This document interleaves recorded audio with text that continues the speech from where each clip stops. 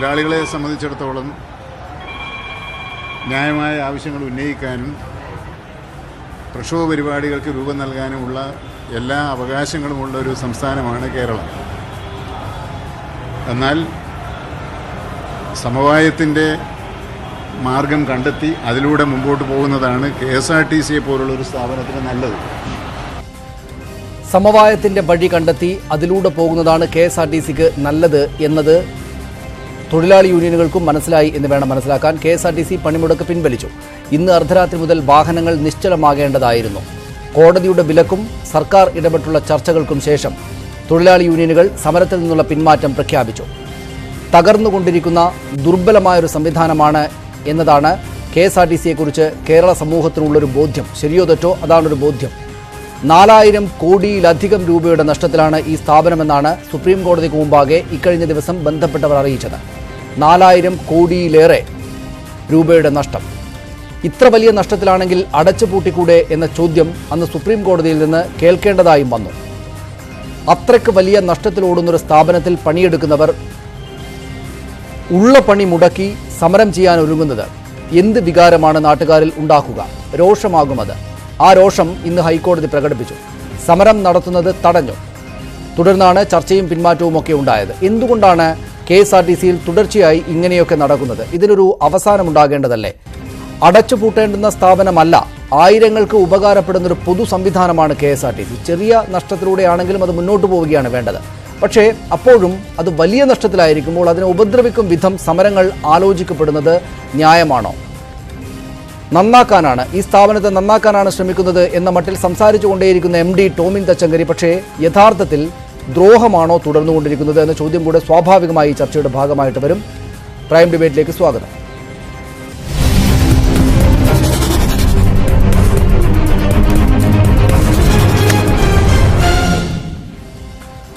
പ്രതിസന്ധി കാലത്തെ സമരനീക്കം ന്യായമോ എന്നതായിരുന്നു ഞങ്ങളുടെ ചോദ്യം പ്രേക്ഷകരോടുള്ളത്. പ്രതിസന്ധി ഇങ്ങനെ തുടർന്നുകൊണ്ടിരിക്കെ ഇങ്ങനെ സമരങ്ങൾ പ്രഖ്യാപിക്കപ്പെടുന്നത് ന്യായമായ കാര്യമാണോ എന്നതാണ് ഞങ്ങളുടെ ചോദ്യം. നിങ്ങളുടെ അഭിപ്രായങ്ങൾ ഫേസ്ബുക്കിലൂടെയും വാട്സാപ്പിലൂടെയും ഞങ്ങളെ അറിയിക്കാം.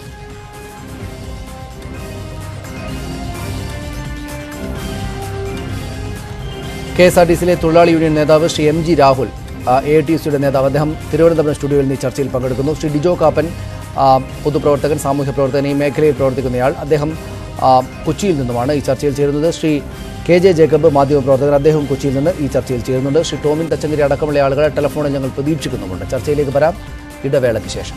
ശ്രീ ഡിജോ കാപ്പൻ കൊച്ചിയിൽ, ശ്രീ MG രാഹുൽ തിരുവനന്തപുരത്ത്, ശ്രീ KJ ജേക്കബ് കൂടെ കൊച്ചിയിൽ നിന്ന് ഈ ചർച്ചയിൽ പങ്കുചേരും. ആദ്യം ശ്രീ MG രാഹുൽ, ഹൈക്കോടതിയുടെ ഇടപെടൽ ഉണ്ടാകുമായിരുന്നില്ലെങ്കിൽ അല്പസമയത്തിന് ശേഷം സമരം നടക്കേണ്ടതായിരുന്നു. ഏതായാലും സമരത്തിൽ നിന്ന് പിൻവാങ്ങിയിരിക്കുന്നു. ഹൈക്കോടതിയുടെ ആ രോഷപ്രകടനം മനസ്സിലായതുകൊണ്ടാണോ, അല്ലെങ്കിൽ ഈ ചർച്ചയിൽ നിങ്ങൾ മുന്നോട്ട് വെച്ച ആവശ്യങ്ങളെല്ലാം പൂർണ്ണമായി അംഗീകരിക്കപ്പെട്ടത് കൊണ്ടാണോ ഈ ഒരു സമരത്തിന് പിന്മാറ്റമുണ്ടായത്?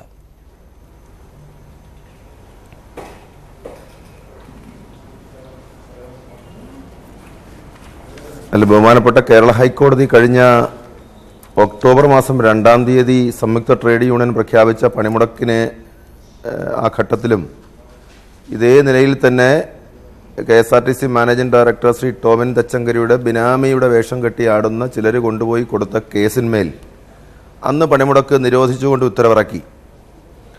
എന്നാൽ സെപ്റ്റംബർ മാസം 30-ാം തീയതി ബഹുമാനപ്പെട്ട തൊഴിൽ ഗതാഗത മന്ത്രിമാർ വിളിച്ചു ചേർത്ത യോഗത്തിൽ ഞങ്ങൾ ആ പണിമുടക്കുമായി ബന്ധപ്പെട്ട് മുന്നോട്ട് വച്ച മർമ്മപ്രധാനമായ ചില ആവശ്യങ്ങളിന്മേൽ അനുഭാവപൂർണമായ നടപടി സ്വീകരിക്കും എന്ന ഒരു ധാരണ പൊതുവിൽ രൂപപ്പെടുകയും ആ ധാരണയുടെ അടിസ്ഥാനത്തിൽ ഗവൺമെൻറ് ഞങ്ങളോട് നിങ്ങൾ പണിമുടക്ക് മാറ്റിവെക്കണം എന്നാവശ്യപ്പെട്ടു. അതിൻ്റെ അടിസ്ഥാനത്തിലാണ് അന്ന് ഞങ്ങൾ ആ പണിമുടക്ക് മാറ്റിവെച്ചത്. ആ തീരുമാനത്തിൻ്റെ അടിസ്ഥാനത്തിലാണ് അന്ന് പുറത്താക്കപ്പെട്ട 141 താൽക്കാലിക മെക്കാനിക്കുകളെ തിരിച്ചെടുക്കാൻ വേണ്ടി തീരുമാനിച്ചു. തൊട്ടടുത്ത ദിവസം തന്നെ തിരിച്ചെടുത്തു. ഒപ്പം ക്ഷാമബത്ത കുടിശ്ശിക, ശമ്പള പരിഷ്കരണം, അതുപോലെ തന്നെ ട്രേഡ് യൂണിയൻ അവകാശങ്ങൾ, നിലവിലുള്ള കരാർ വ്യവസ്ഥകളെ സംബന്ധിച്ച് ഒക്കെയുള്ള നിരവധിയായ പ്രശ്നങ്ങൾ ആ പണിമുടക്കിൻ്റെ ചർച്ചയുടെ ഭാഗമായി പല ഘട്ടങ്ങളിലായി ഉയർന്നു വന്നു. 4 ചർച്ചകൾ പൂർത്തിയാക്കിയാണ് അന്ന് ആ സമരവുമായി ബന്ധപ്പെട്ട ഒരു വിധത്തിലുള്ള മുദ്രാവാക്യങ്ങൾ നമുക്ക് ചർച്ചയിലൂടെ പരിഹാരമുണ്ടാക്കാൻ കഴിഞ്ഞത്. പക്ഷേ അതെല്ലാം നടപ്പിലാക്കേണ്ട ഉത്തരവാദിത്തം KSRTCയുടെ മാനേജ്മെൻറ്റിനായിരുന്നു. സ്വാഭാവികമായി ഗവൺമെൻറ് തന്നെ ഡ്യൂട്ടി പാറ്റേൺ ഉൾപ്പെടെയുള്ള പ്രശ്നങ്ങളിൽ ബഹുമാനപ്പെട്ട കേരളത്തിൻ്റെ ഗതാഗത സെക്രട്ടറി ശ്രീ KR ജ്യോതിലാൽ തയ്യാറാക്കിയ ഒരു റിപ്പോർട്ട്, ഒരു പഠന റിപ്പോർട്ട്, ആ റിപ്പോർട്ട് സർക്കാർ അംഗീകരിച്ച് KSRTCക്ക് അയച്ചു കൊടുത്തിട്ട് ഏറ്റവും അടിയന്തരമായി നടപ്പിലാക്കണം എന്നും അന്നത്തെ ആ ചർച്ചയുടെ അടിസ്ഥാനത്തിൽ ഉണ്ടായിരുന്നു. എന്നാൽ 1.5 മാസം പിന്നിട്ടതിനു ശേഷവും ഏകദേശം 2 മാസത്തോളമായി അന്നത്തെ ധാരണയ്ക്ക് ഘടകവിരുദ്ധമായ നടപടിയും നിലപാടും KSRTC മാനേജ്മെന്റ് സ്വീകരിക്കുന്ന ഒരു ഘട്ടത്തിലാണ് അന്ന് മാറ്റിവെച്ച പണിമുടക്ക് വീണ്ടും നടത്തുന്നതിനെ കുറിച്ച് സംയുക്ത ട്രേഡ് യൂണിയൻ ആലോചിക്കുന്നതും ഇന്നത് രാത്രി 12 മണി മുതൽ നടത്താനുള്ള എല്ലാ തയ്യാറെടുപ്പും നടത്തിയത്. ഇന്നും കേസ് ബഹുമാനപ്പെട്ട കേരള ഹൈക്കോടതിയുടെ മുന്നിൽ വരുമെന്ന് ഇന്നലെ തന്നെ ഞങ്ങൾ അറിഞ്ഞിരുന്നു. അതുകൊണ്ട് തന്നെ ട്രേഡ് യൂണിയന് കഴിഞ്ഞ തവണ ഒക്ടോബർ 2 പണിമുടക്കുമായി ബന്ധപ്പെട്ട് ഹൈക്കോടതിയിൽ കേസ് വന്നപ്പോൾ ഞങ്ങളാരും അറിഞ്ഞിരുന്നില്ല, ഞങ്ങളുടെ വക്കീലന്മാരാരും ഹാജരായിരുന്നില്ല. എന്നാൽ ഇന്ന് കേസ് വിളിക്കുമ്പോൾ ഞങ്ങൾക്ക് വേണ്ടി 4 ട്രേഡ് യൂണിയനുകൾക്ക് വേണ്ടിയും വക്കീലന്മാർ ഹാജരായിരുന്നു.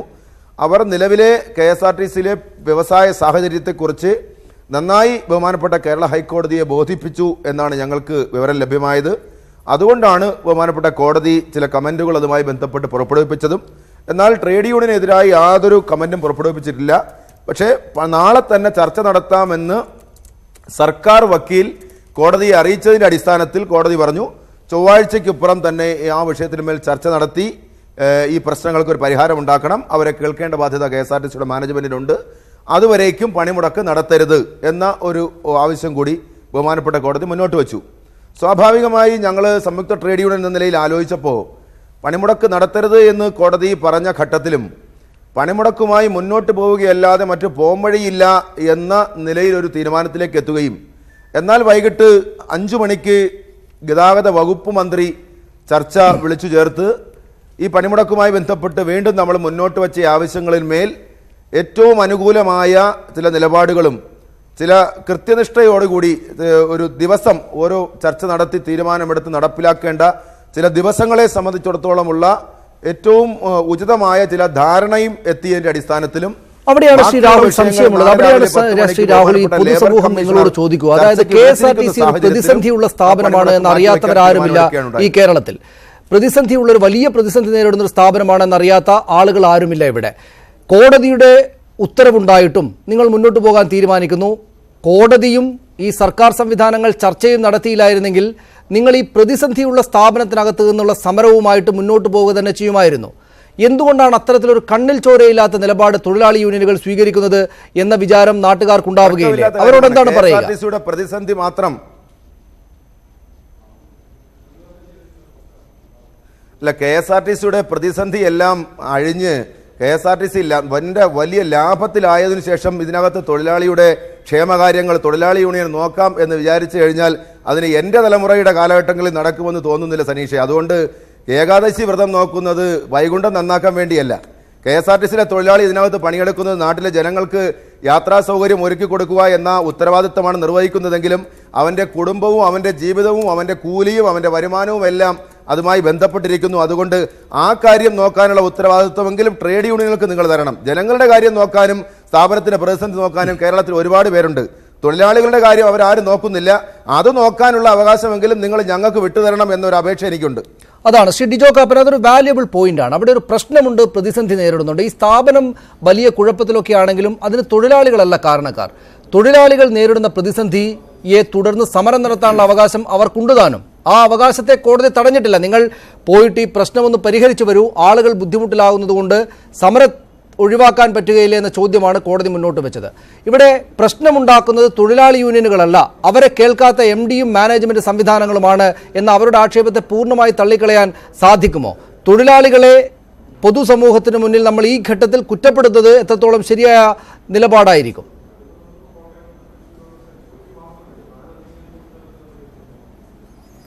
അല്ല, ഇവിടെ KSRTCയിൽ സമരം നടത്തുന്നത് ആരാ? KSRTCയിൽ സമരം നടത്തുന്നതിൻ്റെ നേതൃത്വം മാനേജ്മെന്റ് സ്റ്റാഫിനാണ്. കഴിഞ്ഞ ദിവസം ഇവർ മിന്നൽ പണിമുടക്ക് നടത്തിയപ്പോൾ കേരളത്തിൽ എന്നെ ഉൾപ്പെടെയുള്ള യാത്രക്കാരെ ഇറക്കി വിട്ടത് ഇൻസ്പെക്ടർമാർ വന്നിട്ടാണ്. ഞാൻ ആദ്യമായിട്ട് കേൾക്കുകയാണ് മാനേജ്മെന്റ് സ്റ്റാഫ് ഒരു സ്ഥാപനത്തിൽ സമരം നടത്തുന്നത്. ഒരു നിയമത്തിലും അനുവാദമില്ല മാനേജ്മെന്റ് സ്റ്റാഫിന് സമരം ചെയ്യാൻ. എന്നാൽ KSRTCയിൽ മാനേജ്മെന്റ് സ്റ്റാഫായ ഇൻസ്പെക്ടർമാർ ഉൾപ്പെടെയുള്ള നേതാക്കന്മാർ ആണ് KSRTCയിൽ കഴിഞ്ഞ ദിവസം ടിക്കറ്റ് എടുത്ത് ബസ്സിൽ യാത്ര ചെയ്ത ഞങ്ങൾ യാത്രക്കാരെ മിന്നൽ പണിമുടക്കിന്റെ പേരിൽ ഇറക്കി വിട്ടത്. ഇൻഡസ്ട്രിയൽ ഡിസ്പ്യൂട്ട് ആക്ട് പ്രകാരം ഒരു തൊഴിൽ സ്ഥാപനത്തിൽ ആ തൊഴിലാളി സംഘടന ഒരു സമര നോട്ടീസ് കൊടുത്തു കഴിഞ്ഞു കഴിഞ്ഞാൽ ലേബർ കമ്മീഷണറുടെ അതിനകത്ത് വരുന്ന ഉത്തരവ് എന്താണോ അതുവരെ മറ്റ് സമരം പാടില്ല. ഇവർ ഒക്ടോബർ 2-ാം തീയതി കേരള ഹൈക്കോടതിയുടെ കേസിനെ കുറിച്ച് പറഞ്ഞല്ലോ. ആ സമയത്ത് കേരളത്തിൽ ഇവർ കൊടുത്തിരിക്കുന്ന ലേബർ കമ്മീഷണർക്ക് കൊടുത്തിരിക്കുന്ന പെറ്റീഷൻ പരിഗണനയില. അപ്പോൾ സ്വാഭാവികമായും അവർക്ക് സമരം ചെയ്യുവാൻ യാതൊരു അവകാശവുമില്ല, നിയമപരമായി അനുവാദവുമില്ല. മാത്രമല്ല ഇന്നിപ്പോൾ ഈ കൊടുത്തിരിക്കുന്ന 15 ദിവസത്തെ നോട്ടീസ്, ആ നോട്ടീസ് കൊടുത്തിരിക്കുന്നത് തന്നെ കേന്ദ്ര പൊതുമേഖലാ സ്ഥാപനത്തിലെ അവർ കൊടുക്കേണ്ട ഫോമിലാണ് സമരത്തിന്റെ നോട്ടീസ് പോലും കൊടുത്തിരിക്കുന്നത്. ഞാൻ അതിന്റെ സാങ്കേതിക വശത്തിലോട്ട് പോകല്ല. പക്ഷേ ഒരു കാര്യം ഇവർ മനസ്സിലാക്കണം, ഇവരിന്ന് ശമ്പളവും പെൻഷനും മേടിക്കുന്നത് ഇവരധ്വാനിച്ചുണ്ടാക്കുന്ന പണത്തിൽ നിന്നല്ല. ഇന്ത്യയിൽ ഏറ്റവും കൂടുതൽ ബസ് ഫെയർ കൊടുക്കുന്ന കേരളം. അതെന്തിനാ? KSRTCയെ നിലനിർത്താനാ. ഇന്ന് KSRTCയുടെ സ്ഥിതിയും കൂടെ വന്ന പ്രേക്ഷകർ മനസ്സിലാക്കണം. 196.5 കോടി രൂപയാണ് KSRTCക്ക് ഇവര് വരുമാനം ഉണ്ടാക്കി കൊടുക്കുന്നത്. അതിൽ 1.5 കോടി രൂപ ടിക്കറ്റ് കളക്ഷൻ അല്ലാതെ മറ്റു നിലയിൽ കിട്ടുന്ന വരുമാനമാണ്. എന്നാൽ ചെലവ് 287 കോടി രൂപയാണ്. ഒരൊറ്റ നിമിഷം താങ്കൾ പറയുന്നത് ശരിയാണ്, വസ്തുതാപരമാണ്. എനിക്ക് ആ കണക്കുകൾ ആവശ്യവുമുണ്ട്. പക്ഷേ ഡിജോ കാപ്പൻ, അവിടെ ഒരു പ്രശ്നമുള്ളത്, ഈ നഷ്ടത്തിന് ഉത്തരവാദി തങ്ങളല്ല എന്നെപ്പോഴും അവർ ആവർത്തിച്ച് പറയാറുള്ളതാണ്. അതായത് ഓരോ ആളുകൾ വന്ന് ജോലിക്ക് കയറുന്നു, അവർക്ക് നേരെ അനീതി ഉണ്ടാകുമ്പോൾ സ്ഥാപനം പ്രതിസന്ധിയിലാണെന്ന് പറഞ്ഞ് മിണ്ടാതിരിക്കണം എന്ന വാദം നമ്മുടേതുപോലൊരു നാട്ടിൽ വിലപ്പോകുന്ന വാദമല്ല. രണ്ടാമത്, ഈ കേസ് സമരം നടന്നത് സംബന്ധിച്ച് പറയുകയാണെങ്കിൽ ഈ നോട്ടീസ് കൊടുത്താൽ 2 ആഴ്ച കഴിഞ്ഞാൽ അവർക്ക് സമരം നടത്താം. അങ്ങനെയല്ലേ ലേബർ റൂള്? 2 ആഴ്ച കഴിഞ്ഞിരിക്കുന്നു, 1-ാം തീയതിയാണ് അവർ കൊടുത്തത്, ഇന്നിപ്പോൾ 16-ാം തീയതിയായി. അപ്പോൾ ഏതെങ്കിലും തരത്തിൽ നിയമം ലംഘിച്ചാണ് സമരത്തിലേക്ക് പോകുന്നത് എന്നതൊക്കെ ശരിയായ കാര്യമായിരിക്കുമോ? ഇൻഡസ്ട്രിയൽ ഡിസ്പ്യൂട്ട് ആക്ടിൽ പറയുന്നത്, ഇൻഡസ്ട്രിയൽ ഡിസ്പ്യൂട്ട് ആക്ട് പ്രകാരം പരാതി കിട്ടിക്കഴിഞ്ഞ് കഴിഞ്ഞാൽ ലേബർ കമ്മീഷണറുടെ ഉത്തരവുണ്ടാകണം. ആ ഉത്തരവ് ഇവർക്ക് അനുകൂലമാണെങ്കിൽ ഇവർ സ്വാഭാവികമായിട്ടും സമരത്തിന് വരില്ലല്ലോ. ഇവിടെ ഉത്തരവ് ഉണ്ടായിട്ടില്ലെന്നാണ് ഞാൻ ചൂണ്ടിക്കാണിച്ചത്. ഉത്തരവ് ഉണ്ടാകാത്തിടത്തോളം കാലം ഇവർക്ക് സമരം ചെയ്യുവാൻ അവകാശമില്ല. അപ്പോൾ ശമ്പളത്തിനായി 89 കോടി രൂപയും പെൻഷനായി 61.5 കോടി രൂപയും കൊടുക്കുന്നത് കേരളത്തിലെ യാത്രക്കാരല്ലേ, പൊതുജനങ്ങളുടെ നികുതി പണത്തിൽ നിന്നാണ് എടുത്തു കൊടുക്കുന്നത്. ഇത് എത്ര കാലം ഇങ്ങനെ മുന്നോട്ട് കൊണ്ടുപോകാൻ കഴിയും? ഇവർ തന്നെ ചിന്തിക്കട്ടെ. ഇവിടെ എന്താണ്, ഞങ്ങൾ 2000-ലൊക്കെ പറഞ്ഞു ബസ് റേഷ്യോ നമ്മൾ കുറയ്ക്കണം, ജീവനക്കാരുടെ റേഷ്യോ കുറയ്ക്കണം, ഇന്ത്യയിലെ മറ്റ് സംസ്ഥാനങ്ങളിലോട്ട് വരണം. അന്ന് ഞങ്ങളെയൊക്കെ തൊഴിലാളി വിരുദ്ധരെന്ന് ചിത്രീകരിച്ചു. പക്ഷേ ഇന്നിപ്പോൾ അത് ഏതാണ്ട് 8.5 അതിലോട്ട് വന്നു. പക്ഷേ മറ്റ് സംസ്ഥാനങ്ങളിലൊക്കെ അത് 5. അപ്പം ഇവിടെ ഇപ്പോൾ ഉണ്ടായിരിക്കുന്നത് എന്താ? ഇവിടെ single duty double duty pattern മാറ്റണമെന്ന് ബഹുമാനപ്പെട്ട കേരള ഹൈക്കോടതിയുടെ ഡിവിഷൻ ബെഞ്ചിന്റെ ഉത്തരവാണ്. ആ ഡിവിഷൻ ബെഞ്ചിന്റെ ഉത്തരവ് നടപ്പാക്കണമല്ലോ. ആ ഡിവിഷൻ ബെഞ്ചിന്റെ ഉത്തരവ് നടപ്പാക്കിയതിന്റെ അടിസ്ഥാനത്തിൽ കേരളത്തിൽ KSRTCയിൽ വരുമാനം കൂടി, അതുപോലെ തന്നെ അപകടങ്ങളുടെ നിരക്ക് കുറഞ്ഞു. അതാണോ മാനേജ്മെന്റ്? എനിക്ക് മാനേജ്മെന്റിന്റെ വക്കാലത്തൊന്നുമില്ല. പക്ഷെ ഞങ്ങൾ കാണുന്നത്, ഞങ്ങൾക്ക് സുരക്ഷിതമായി യാത്ര ചെയ്യുവാൻ അപകടം കുറയുന്നത് ഞങ്ങളെ ഏത് തൊഴിലാളി നേതാവ് നാളെ ഇതിന്റെ MD ആയിട്ട് വന്ന് അവരെടുത്താലും ഞങ്ങളത് സന്തോഷം സ്വാഗതം ചെയ്യും. പക്ഷേ എല്ലാ കാലത്തും ഞങ്ങളിങ്ങനെ ഇതുപോലെ പണിയെടുക്കുള്ളൂ. ബാക്കി നികുതി പണം എടുത്തു. ഇത് കേരളത്തിലെ ഒരു സ്ഥാപനമല്ലല്ലോ, കേരളത്തിൽ വേറെ 118 പൊതുമേഖലാ സ്ഥാപനങ്ങളില്ലേ? അപ്പൊ ഈ സ്ഥാപനങ്ങളെല്ലാം ഇതുപോലെ വരുത്തി വെച്ചാൽ, ബാധ്യത വരുത്തി വെച്ച് കഴിഞ്ഞാൽ കേരളത്തിലെ മെഡിക്കൽ കോളേജിലെ രോഗികൾക്ക് മരുന്ന് മേടിക്കാൻ പോലും പണമില്ലാതെ രോഗികൾ മരിക്കുന്ന സ്ഥിതി വരും. കേരളത്തിലെ അപ്പോഴും അദ്ദേഹം ആദ്യം ഉന്നയിച്ച കാര്യം ശ്രീ ഡിജോ കാപ്പൻ നിൽക്കുകയല്ലേ? അതായത് ഈ പ്രതിസന്ധിക്ക് ഉത്തരവാദി ഞങ്ങളല്ല. ഇപ്പോൾ നമ്മൾ തന്നെ ആലോചിച്ച് നോക്കുക, നമ്മളൊരു സ്ഥാപനത്തിനകത്തേക്ക് കയറുന്നു, ആ സ്ഥാപനം ഉണ്ടായ കാലം തൊട്ട് നഷ്ടത്തിലാണ്. നമ്മൾ അവിടെ ചെന്ന് നമുക്കുണ്ടാകുന്ന പ്രതിസന്ധിക്കെല്ലാം സ്ഥാപനം മെച്ചപ്പെടട്ടെ എന്ന് പറഞ്ഞ് കാത്തിരുന്നാൽ എങ്ങനെയാണ് ശരിയാവുക എന്ന ചോദ്യം അവിടെയില്ലേ? ഒപ്പം അദ്ദേഹം പറയുന്ന പോലെ ഈ ജ്യോതിലാൽ റിപ്പോർട്ട് നടപ്പാക്കണമെന്ന് സർക്കാർ തന്നെയും തീരുമാനിച്ചിട്ട് അത് ഒരു ധാർഷ്ട്യപൂർവ്വം മാനേജ്മെന്റ് നടപ്പാക്കാതിരിക്കുകയാണെങ്കിൽ പിന്നെ അതിനകത്ത് ജോലി ചെയ്യുന്ന ആളുകൾക്ക് ഒരു സമരം നടത്താനുള്ള അവകാശമില്ലേ എന്ന ചോദ്യം ചോദിച്ചാൽ കേരളത്തിലെ മുഴുവൻ ആളുകളും പറയും. അത്തരം സാഹചര്യങ്ങളിൽ മുഴുവൻ ആളുകളും പറയുമെന്ന് വെച്ചാൽ തൊഴിലാളി അനുകൂല നിലപാടുള്ള ഒരു നാടായതുകൊണ്ട് മുഴുവൻ ആളുകളും പറയും ഇങ്ങനെ സർക്കാരിൻ്റെ നയം ഇതാണ്, അത് നടപ്പാക്കണമെന്ന് പറയുന്നു, പക്ഷേ ഇവർ നടപ്പാക്കുന്നില്ല. അപ്പോൾ അതിനെതിരെ സമരത്തിൽ വരുമ്പോൾ, അതൊരു പോയിന്റായിട്ട് വെച്ച് സമരത്തിൽ വരുമ്പോൾ ഇവർ പറയുന്നത് ശരിയാണല്ലോ എന്ന് പറയുകയില്ലേ നാട്ടുകാർ? അല്ല, ഇവര് സമരം ചെയ്തോട്ടെ, ഞങ്ങൾക്ക് യാതൊരു അഭിപ്രായ വ്യത്യാസവും ഇല്ല. ഞങ്ങൾക്ക് സഞ്ചാര സ്വാതന്ത്ര്യം വേണം. ഇവര് സമരം ചെയ്യുമ്പോൾ ഉണ്ടാകുന്ന യാത്രാക്ലേശം, പ്രത്യേകിച്ച് തിരുവനന്തപുരം കൊല്ലം ജില്ലയിലെ ഫുള്ളി ഏതാണ്ട് നാഷണലൈസ് റൂട്ടാണ്. അവിടെ ഇവർ സമരം ചെയ്ത് കഴിയുമ്പോൾ ബദൽ സംവിധാനം ഗവൺമെന്റ് ഏർപ്പെടുത്തി തന്നാൽ മതി. ഇവരെത്ര കാലം വേണേലും സമരം ചെയ്തോട്ടെ, ഞങ്ങൾക്ക് അഭിപ്രായ വ്യത്യാസമില്ല. ഇവരുടെ സമരത്തിന് ഞങ്ങളെതിരേ അല്ല. പക്ഷേ ഞങ്ങളുടെ നികുതി പണം എടുത്ത് എല്ലാ മാസവും ശമ്പളം പെൻഷനും മേടിക്കുകയും ഞങ്ങളെ പെരുവഴിയിൽ ടിക്കറ്റ് എടുത്ത് യാത്ര ചെയ്യുമ്പോൾ പെരുവഴിയിൽ ഇറക്കി വിടുന്ന സമര രീതി ഒരു രാജ്യത്തും ഭൂഷണമല്ല. പിന്നെ മാത്രവുമല്ല, സുപ്രീം കോടതി ഒരു വിധി പറഞ്ഞിട്ടുണ്ട്, ഒരു സ്ഥാപനത്തിന്റെ ശമ്പള പരിഷ്കരണം നടത്തുമ്പോൾ ആ ശമ്പളത്തിന്റെ വരുമാനവും സ്ഥിതിയും ആ സാമ്പത്തിക സ്ഥിതിയും പരിശോധിച്ചതിന് ശേഷമേ നടത്തുള്ളാവെന്നും ഇന്ത്യയുടെ പരമോന്നത കോടതി പറഞ്ഞിരിക്കുക. ഇതൊന്നും നോക്കാതെ രാവിലെ ഇൻസ്പെക്ടറായിട്ട് വരുന്നു, 11 മണിയാകുമ്പോൾ അദ്ദേഹത്തെ ATO ആക്കുന്നു, ഉച്ച കഴിഞ്ഞ് 3 മണിക്ക് അദ്ദേഹത്തെ DTO ആക്കുന്നു, വൈകിട്ട് പെൻഷൻ ആയി അദ്ദേഹത്തെ കൊണ്ടുപോയി പെൻഷൻ പറ്റിയ നിലയിൽ അദ്ദേഹത്തെ കൊണ്ടുപോയി വീട്ടിലാക്കുന്ന പ്രവണത രാജ്യത്ത് ഒരു സ്ഥാപനത്തിലുമില്ല. അങ്ങനെ അനാവശ്യ തസ്തികകൾ സൃഷ്ടിച്ച് അതർ ഡ്യൂട്ടി എന്ന പേരിൽ ചില ആളുകളെ ഓരോ തസ്തികകളിൽ കൊണ്ട് ഇരുത്തി അങ്ങനെയുള്ള ഇതിൽ ചില നടപടികൾ അത് പൂർണ്ണമായിട്ട് തള്ളിക്കളയാവുന്നതല്ല. KSRTC അത്തരം പ്രതിസന്ധിയിൽ കൂടിയാണ് കടന്നു പോകുന്നത് എല്ലാവർക്കും അറിയാം. ഞാൻ തിരിച്ചു വരാം ശ്രീ ഡിജോ കാപ്പൻ താങ്കളിലേക്ക്. ശ്രീ KJ ജേക്കബ്, ഇവിടെ സമരത്തിൽ നിന്ന് പിൻവാങ്ങുക എന്നതുണ്ടായിട്ടുണ്ട്. സ്വാഭാവികമായിട്ടും കോടതി കണ്ടതും സർക്കാർ കണ്ടതുമായിട്ടുള്ള നിലയിലേക്ക് അവരെത്തുകയും ചെയ്തിട്ടുണ്ട്. അത് അവരുടെ ഒരു സാമൂഹ്യ പ്രതിബദ്ധത കൊണ്ടാണ് എന്ന് വിചാരിക്കുന്നവർക്ക് അങ്ങനെയാകാം, അല്ല അവർ മുന്നോട്ട് വെച്ചിരിക്കുന്ന ആവശ്യങ്ങൾ അംഗീകരിക്കപ്പെട്ടിട്ടുണ്ട് എന്നത് വിചാരിക്കുന്നവർക്ക് അങ്ങനെയും ആകാം. ഇവിടെ ഞങ്ങൾക്കൊരു പ്രശ്നമുണ്ട്, അത് മതിയാവണ്ണം കേൾക്കുന്നില്ല എന്ന ഒരു കാര്യം വെച്ചുകൊണ്ട് ഏതിടത്തെയും തൊഴിലാളി യൂണിയനുകൾക്ക് സമരം ചെയ്യാവുന്നതല്ലേ ഉള്ളൂ. കോടതി അക്കാര്യത്തിൽ നിങ്ങൾ സമരം ചെയ്യാൻ പാടില്ല എന്ന നിലപാടെടുത്തത് ശരിയായോ? ഞാനിപ്പോ ശ്രീ ഡിജോ കാപ്പൻ പറഞ്ഞ് കേട്ടുകൊണ്ടിരിക്കുകയായിരുന്നു. അദ്ദേഹം പറയുന്നത് പ്രമാണിച്ചനുസരിച്ചാണെങ്കിൽ ഇപ്പം നമ്മൾ സർക്കാരുകളൊന്നും വേണ്ട, കോടതി മാത്രം മതി. അദ്ദേഹം പറയുന്നത് ശമ്പള പരിഷ്കരണം എങ്ങനെ നടത്തണമെന്നുള്ളതിനെ കുറിച്ച് കോടതി പറഞ്ഞിട്ടുണ്ട് എന്നുള്ളതാണ്. സമരം ആരും നടത്തണമെന്ന് കോടതി പറഞ്ഞിട്ടുള്ളതാണ്. ഇതൊന്നും കോടതി നമുക്ക് വേണ്ടി അനുവദിച്ചു തരുന്ന അവകാശങ്ങളൊന്നും അല്ല സനീഷ്. ഇതൊക്കെ നമ്മുടെ നാട്ടിലെ സാധാരണക്കാരായ മനുഷ്യരുടെ അവകാശങ്ങളാണ്, തൊഴിലാളികളുടെ അവകാശങ്ങളാണ്. എനിക്ക് സമരത്തെക്കുറിച്ച് വേറെ അഭിപ്രായമുണ്ട്. പക്ഷേ ഇത്തരം സമരങ്ങളിലും ഇത്തരം മാനേജ്മെന്റ് കാര്യങ്ങളിൽ അഭിപ്രായം പറയാനുള്ള ഒരവകാശവും കോടതികൾക്ക് നമ്മുടെ ഭരണഘടന നിയമം കൊടുത്തായിട്ട് നമുക്കറിയത്തില്ല. ഒരു സ്ഥാപനം എങ്ങനെ നടത്തിക്കൊണ്ടു പോകണം, അവിടെ ശമ്പള പരിഷ്കരണം എങ്ങനെ വേണം, എന്തൊക്കെ കാര്യങ്ങൾ പരിഗണിച്ചായിരിക്കണം എന്ന് കോടതി എങ്ങനെയാണ് പറയുന്നത്? അതെങ്ങനെയാണ് നമ്മളൊരു നോമാക്കി എടുക്കുക? ആ ആർഗ്യുമെന്റിനോട് എനിക്ക് ഒരു കാരണവശാലും യോജിപ്പില്ല. സ്ഥാപനവും തൊഴിലാളികളും തമ്മിലുള്ള ബന്ധം മാത്രമാണ് സമരം ചെയ്യണോ വേണ്ടോ എന്നുള്ള കാര്യം തീരുമാനിക്കുന്നത്. പക്ഷെ KSRTCയുടെ കാര്യത്തിൽ നമുക്ക് നാട്ടുകാർക്ക് ഒരു സ്റ്റേക്ക് ഉണ്ട്. അതിൽ ശ്രീ ഡിജോ കാപ്പൻ പറഞ്ഞ കാര്യത്തോട് എനിക്ക് വളരെ യോജിപ്പുണ്ട്. നമ്മളൊരു കാര്യം ആലോചിച്ചാൽ മതി. ഞാൻ മനസ്സിലാക്കുന്നത് 36,000 തൊഴിലാളികൾ തമ്മിൽ ജോലി ചെയ്യുന്ന ഒരു സ്ഥാപനമാണ് KSRTC എന്ന് പറഞ്ഞു.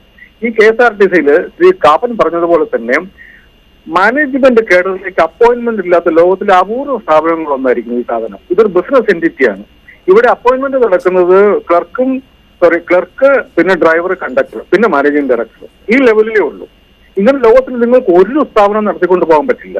എല്ലാ സ്ഥാപനത്തിലും അതിനെ മാനേജ്മെന്റ് കേഡറിലേക്ക് ഫീഡറായിട്ട് നമ്മൾ ആൾക്കാരെ എടുത്തെങ്കിൽ മാത്രമേ ഒരു സ്ഥാപനം നമുക്ക് സക്സസ്ഫുൾ ആയിട്ട് നടത്തിക്കൊണ്ട് പോകാൻ പറ്റുള്ളൂ. അദ്ദേഹം പറഞ്ഞതുപോലെ കണ്ടക്ടർ, അദ്ദേഹത്തിന് ന്യായമായ ശമ്പളം കിട്ടണം, അദ്ദേഹത്തിന് ശമ്പള പരിഷ്കരണം വേണം, ശമ്പളം കൂടുതൽ കിട്ടിക്കൊണ്ടിരിക്കണം. എനിക്ക് ആ കാര്യത്തിൽ യാതൊരു സംശയമില്ല. പക്ഷേ അദ്ദേഹം ഡിസ്ട്രിക്ട് ട്രാഫിക് മാനേജർ ആണെന്ന് പറഞ്ഞാൽ എനിക്ക് അഭിപ്രായ വ്യത്യാസമുണ്ട്. അത് വേറൊരു പ്രൊഫഷണൽ ജോബാണ്. അത് പ്രൊഫഷണലായിട്ട് ക്വാളിഫൈഡ് ആയിട്ടുള്ള ആൾക്കാരെ കണ്ടുപിടിച്ച് അതിലേക്ക് കൊണ്ടുവരാൻ, അങ്ങനെ സ്ഥാപനം നന്നായിട്ട് നടത്തിക്കൊണ്ടു പോകാനുമുള്ള ഒരു അവസരം പിന്നെ തൊഴിലാളികളും മാനേജ്മെന്റും സർക്കാരും ചേർന്ന് ഉണ്ടാക്കേണ്ടതുണ്ട്.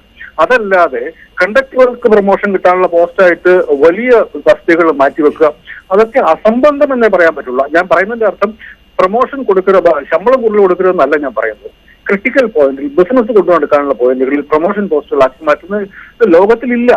നമ്മൾ ഏത് സർക്കാർ സ്ഥാപനം എടുത്താലും, പോലീസിലാണെങ്കിൽ ഹെഡ് കോൺസ്റ്റബിൾ ആയിട്ട് മാത്രമല്ല DGP അല്ലെങ്കിൽ ജില്ലാ പോലീസ് സൂപ്രണ്ട് ആകുന്നത്. അത് പല ലെവലിലാണ്. നമ്മുടെ ഗവൺമെന്റ് സർവീസ് പല ലെവലിലാണ്. പ്രൈവറ്റ് സ്ഥാപനങ്ങൾ എല്ലായിടത്തും പല ലെവലിലാണ് റിക്രൂട്ട്മെന്റ്. ഇവിടെ മാത്രം അങ്ങനത്തെ റിക്രൂട്ട്മെന്റ് ഇല്ല. അത് ഞാൻ മനസ്സിലാക്കുന്നുണ്ടത്തോളം അത് തൊഴിലാളി സംഘടനകളുടെ പിടിവാശിയുടെ പുറത്താണ് ഒരു മാനേജ്മെന്റും അങ്ങനെ അത്തരം കാര്യങ്ങൾക്ക് പോകാണ്ടിരിക്കുന്നത്. അങ്ങനെ നമുക്ക് ഇത് ഓടിക്കൊണ്ട് പോകാൻ പറ്റില്ല. ഓരോ മാസവും സർക്കാർ പണം 20 കോടി രൂപ വെച്ച് ഓരോ മാസം സർക്കാർ കൊടുത്തുകൊണ്ടിരിക്കുന്നുണ്ട്. അങ്ങനെ നമുക്ക് മുമ്പോട്ട് കൊണ്ടുപോകാൻ പറ്റില്ല. ഇതിനെ ഒരു ഡീസന്റ് ആയിട്ട് നടത്തിക്കൊണ്ടിരുന്നത്, പ്രൊഫഷണൽ ആയിട്ട് നടത്തിക്കൊണ്ടിരുന്ന സ്ഥാപനമായിട്ട് മാറ്റാനും എന്ത് ചെയ്യണോ അത് ചെയ്യണം. പക്ഷെ അക്കാര്യത്തിൽ സമരം ചെയ്യാൻ വേണ്ടി കോടതിയുടെ അനുവാദം വേണമെന്ന് പറയുന്ന ആർഗ്യുമെന്റിനോട് എനിക്ക് യോജിപ്പില്ല. അതാണ് കാര്യം. ശ്രീ രാഹുൽ, ഇവിടെ നിങ്ങൾ സമരം നടന്നതുകൊണ്ട് ആർക്കാണ് എന്താണ് ബുദ്ധിമുട്ടുള്ളത്? ഒന്നുമില്ല. ഈ നാട്ടിൽ സമരം നടത്താൻ അതിൻ്റെ വഴികളൊക്കെ പാലിച്ച് മുന്നോട്ട് പോവുകയാണെങ്കിൽ നിങ്ങൾക്ക് അവകാശമുണ്ട് എന്ന് തന്നെ വെക്കുക എന്ന് തന്നെയാണ്. പക്ഷേ സ്വന്തം സ്ഥാപനത്തിൻ്റെ കുഴപ്പങ്ങൾ മനസ്സിലാക്കാതെ ആ നിലക്ക് നമ്മൾ ചെയ്യുന്ന കാര്യങ്ങൾ ഈ സ്ഥാപനത്തിനെ നിലനിർത്താനുള്ള കാര്യങ്ങളായിട്ടല്ല വരുന്നത് എന്ന് മനസ്സിലാക്കാതെ നിങ്ങൾ സമരവുമായി മുന്നോട്ട് വരികയാണ്. അതെങ്ങനെയാണ് ശ്രീ ഡിജോ കാപ്പൻ ചൂണ്ടിക്കാണിച്ചതുപോലെ മാനേജ്മെന്റ് സ്റ്റാഫ് ആളുകളെ ഇറക്കി വിട്ടുകൊണ്ട് മിന്നൽ പണിമുടക്ക് സമരം നടത്തുകയാണത്രേ. പിന്നെ ഈ പറയുന്ന എംപാനലുകാരെ തിരിച്ചെടുക്കണം എന്നാണ് നിങ്ങളുടെ സമര ആവശ്യം. അതെങ്ങനെയാണ് കോടതി നടപ്പാക്കിയ ഒരു കാര്യം എങ്ങനെയാണ് KSRTC മാനേജ്മെന്റ് നടപ്പാക്കാൻ സാധിക്കുക? അങ്ങനെ നടപ്പാക്കാൻ സാധിക്കാത്ത ആവശ്യങ്ങൾ മുന്നോട്ട് വെക്കുക, ബുദ്ധിമുട്ടുണ്ടാക്കുക എന്ന കാര്യം മാത്രം മുന്നോട്ട് വെച്ച് ഒരു സമരം നടത്തുകയായിരുന്നോ? അതിന് ശ്രമിക്കുകയായിരുന്നോ നിങ്ങൾ?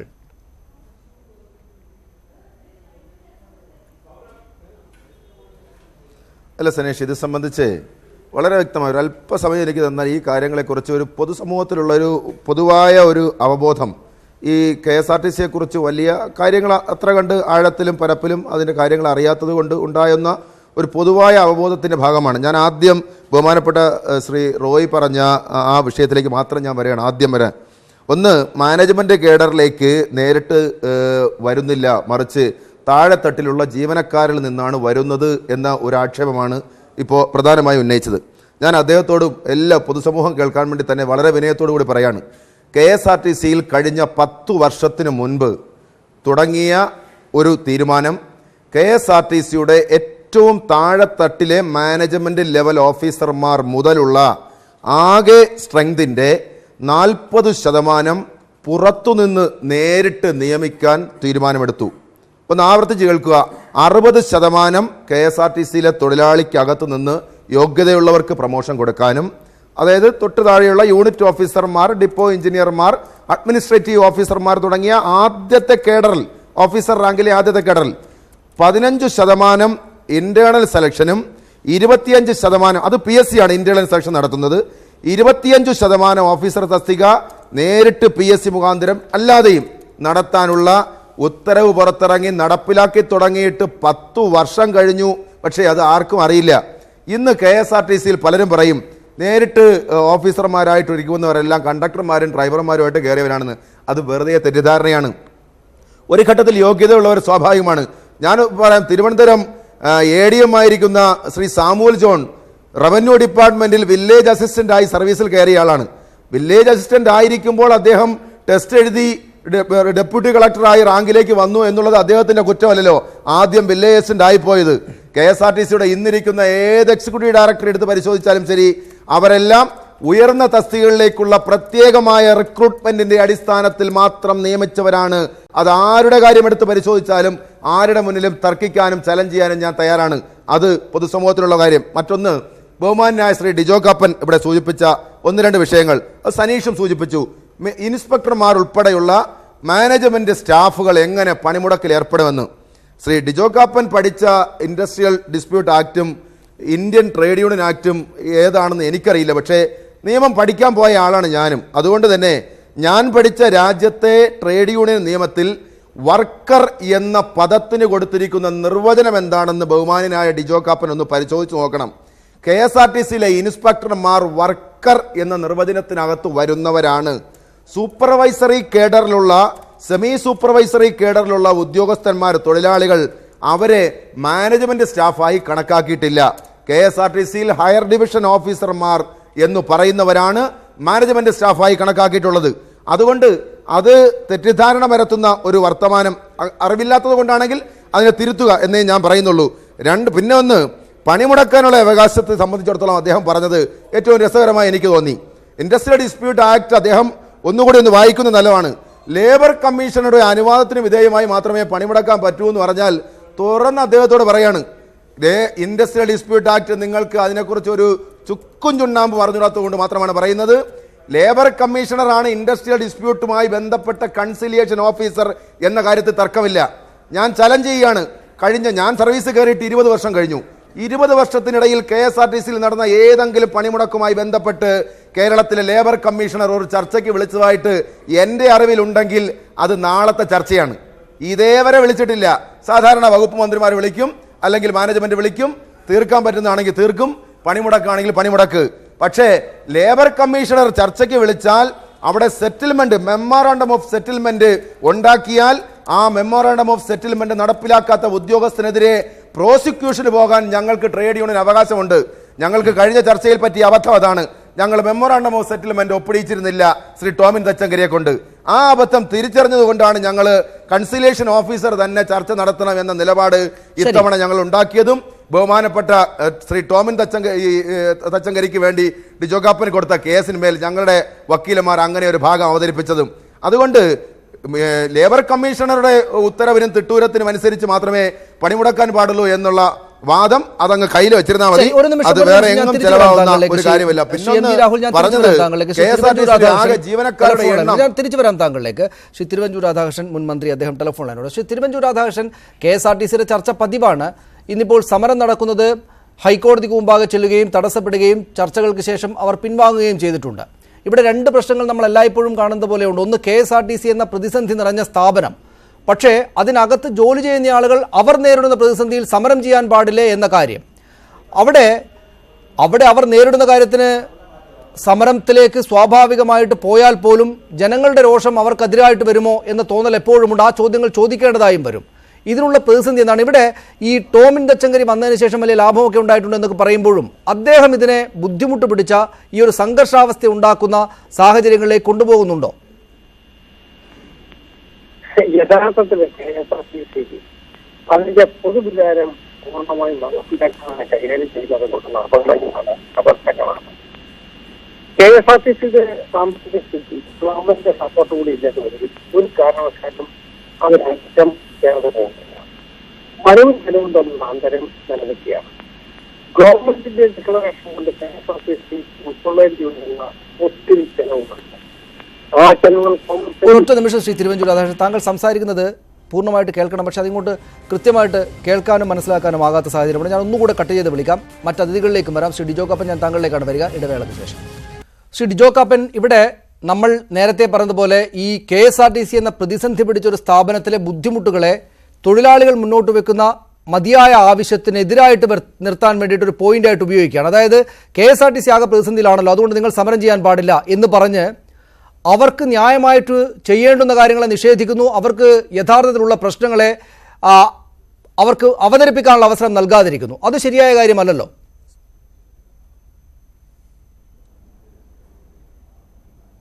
അല്ല, ഇവിടെ ഇത് പറയുന്നത് കേട്ട് കഴിഞ്ഞാൽ കേരളത്തിലെ ബസ് യാത്രക്കാരാണ് KSRTCയുടെ പ്രതിസന്ധിക്ക് കാരണമായെന്ന് തോന്നുന്നു. കേരളത്തിൽ ഞാൻ സൂചിപ്പിച്ചല്ലോ, ഇന്ത്യയിൽ ഏറ്റവും കൂടുതൽ ബസ് ചാർജ് കൊടുത്ത് യാത്ര ചെയ്യുന്ന ആളുകളാണ് ഞങ്ങൾ. അപ്പം ഞങ്ങളെപ്പോലെയുള്ള യാത്രക്കാരന് യാത്ര ചെയ്യാൻ ടിക്കറ്റ് എടുത്ത് യാത്ര ചെയ്യുമ്പോൾ ഞങ്ങൾ സമരമാണ്, തൊഴിലാളിക്ക് സമരം ചെയ്യുന്നതിന് അവകാശമുണ്ട്, യാതൊരു അഭിപ്രായ വ്യത്യാസവും ഇല്ല. പക്ഷേ അങ്ങനെ ഞങ്ങളെ ഇറക്കി വിടുമ്പം ഞങ്ങൾക്ക് ഈ തൊഴിലാളി സംഘടനകളാൽ നേതാക്കന്മാരാൽ ഭരിക്കപ്പെടുന്ന എക്സിക്യൂട്ടീവിൽ നിന്ന് നീതി കിട്ടാതെ വരുമ്പോൾ സ്വാഭാവികമായും ഞങ്ങൾക്കാകെ നിശബ്ദരായ അസംഘടിതരായ ആളുകൾ കോടതി പോകും. ആ കോടതി പോകുന്നത് തെറ്റാണെന്ന് എനിക്ക് ഒരിക്കലും തോന്നിയിട്ടില്ല. കോടതി ഇടപെട്ടതുകൊണ്ടാണല്ലോ ഇനി സമരം മാറ്റിവെച്ചത്. പിന്നെ ഇവിടെ ബഹുമാനപ്പെട്ട യൂണിയൻ നേതാവ് എനിക്കെതിരെ ഒരു ആക്ഷേപം പറഞ്ഞു. അദ്ദേഹം ഒരു കാര്യം മനസ്സിലാക്കണം, ഞാൻ കേരള ഹൈക്കോടതിയിൽ ഇത് സംബന്ധിച്ച് ഒരു കേസും പോയിട്ടില്ല. പിന്നെ അങ്ങനെ നിങ്ങൾക്കെതിരെ വസ്തുതകൾ പറഞ്ഞ് സംസാരിക്കുന്ന ആളുകളെ ആക്ഷേപിക്കാനും അവിടെ വരുന്ന ഉദ്യോഗസ്ഥന്മാരെ ആട്ടി ഓടിക്കാനും നിങ്ങളുടെ നേതാക്കന്മാർ ശ്രമം നടത്തുന്നുണ്ട്. ഇറങ്ങിപ്പോകുമെന്നാണ് പറഞ്ഞു ഇപ്പോഴത്തെ MD. പക്ഷെ അദ്ദേഹം ഇറങ്ങിപ്പോയിട്ടില്ല. അദ്ദേഹത്തിന് ഇവിടെ അല്ലെങ്കിലും വേറൊരു ശമ്പളമുണ്ട്. എനിക്ക് അദ്ദേഹത്തിന്റെ വക്കാലത്തില്ല. രാജമാണിക്യം ചില നല്ല നടപടികൾ എടുത്തു. അദ്ദേഹം എന്താ എടുത്തത്? ഡ്രൈവർ കം കണ്ടക്ടർ എന്ന, ഞങ്ങൾ 2000 മുതൽ പറയുന്നതായിരുന്നു ഡ്രൈവർ കം കണ്ടക്ടർ. ഇന്ത്യയിലെ മറ്റ് സംസ്ഥാനങ്ങളിലെല്ലാം ആ പാറ്റേൺ ഉണ്ട്, ഇവിടെയും അത് വേണം. ഇവിടെ അത് നടപ്പാക്കി കഴിഞ്ഞപ്പോൾ കണക്കുകൾ എന്താ വ്യക്തമാക്കുന്നത്? പ്രതിമാസം 120 അപകടങ്ങൾ ഉണ്ടാക്കിക്കൊണ്ടിരുന്നത് ഡ്രൈവർ കം കണ്ടക്ടർ വന്നു കഴിഞ്ഞപ്പോൾ അത് 98ലേക്ക് അപകടങ്ങളുടെ എണ്ണം കുറഞ്ഞു.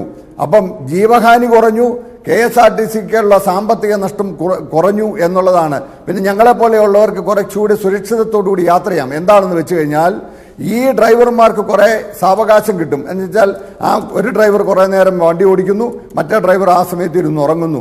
അപ്പോൾ അവർക്ക് ആവശ്യത്തിന് വിശ്രമം കിട്ടുന്നുണ്ട്, അപകടങ്ങളുടെ നിരക്ക് കുറയുന്നു. അങ്ങനെ നടപടി എടുക്കുന്ന ഉദ്യോഗസ്ഥൻ അതാരാണെങ്കിലും ഞങ്ങൾക്ക് ആരുടെയും വക്കാലത്തില്ല.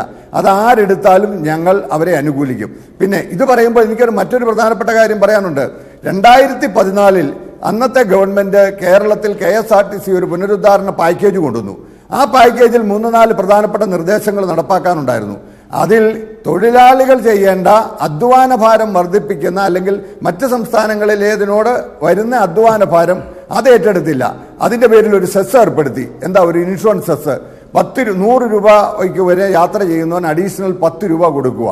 അപ്പം അങ്ങനെ യാത്രക്കാരൻ്റെ മേൽ എല്ലാ കാലത്തും ഭാരം ഏൽപ്പിക്കുകയും ഇവർക്ക് എന്തെങ്കിലും ആനുകൂല്യങ്ങൾ അല്ലെങ്കിൽ ഇവർക്കിടെ കഴിഞ്ഞ കാലങ്ങളിൽ അനധികൃതമായി വാങ്ങിയിരുന്ന ആനുകൂല്യങ്ങളിൽ എന്തെങ്കിലും ഒരു മാറ്റമുണ്ടെങ്കിൽ അതിൻ്റെ പേരിൽ ഒരു സമരം നടത്തുകയും മറ്റെന്തെങ്കിലും ഒരു പിന്നാമ്പറ കാര്യം പറഞ്ഞ് ഒന്നെങ്കിൽ ഡീസൽ കൃത്യസമയത്ത് തരാം എന്ന് പറഞ്ഞതിന്റെ പേരിൽ ഞങ്ങൾ സമരം പിൻവലിച്ചിരിക്കുന്നു എന്ന് പറഞ്ഞ് മാനേജ്മെന്റിനെ താങ്കൾ പറയുന്ന കാര്യങ്ങളൊക്കെ ശരിയാണ്. അതായത് ഈ പറയുന്ന സ്ഥാപനം നല്ല നിലക്ക് പോകണം, അതുമായിട്ട് അതിന്റെ സേവനം ലഭിക്കുന്ന നമ്മളെപ്പോലുള്ള ആളുകൾക്ക് ആ സേവനം മികച്ച തോതിൽ ലഭിക്കണം, അതിനുള്ള ഈ ചെലവ് കുറക്കാവുന്ന വേണ്ടുന്ന ആവശ്യമായിട്ടുള്ള ഈ പറയുന്ന ആധുനിക സംവിധാനങ്ങളും ടെക്നോളജിയും ഒക്കെ ഉപയോഗിക്കുകയും ആളുകളെ കുറയ്ക്കുകയും ഒക്കെ ചെയ്യാം. പക്ഷേ ഇപ്പോഴതിനകത്തുള്ള തൊഴിലാളികൾ അവരുടെ ആവശ്യവുമായിട്ട് മുന്നോട്ട് വരുമ്പോൾ അതിനെതിരെ നമ്മൾ സംസാരിക്കുന്നത് ശരിയാകുമോ എന്നാണ് ചോദ്യം. ഇവിടെ നോക്കൂ, ഈ ജ്യോതിലാൽ റിപ്പോർട്ട് സംബന്ധിച്ച് താങ്കളൊന്നും പറഞ്ഞില്ല. അത് റിപ്പോർട്ട് നടപ്പാക്കണം എന്നത് സർക്കാരിൻ്റെ തീരുമാനമാണ്. ഇവർ ആവശ്യപ്പെടുകയും അത് ചെയ്ത്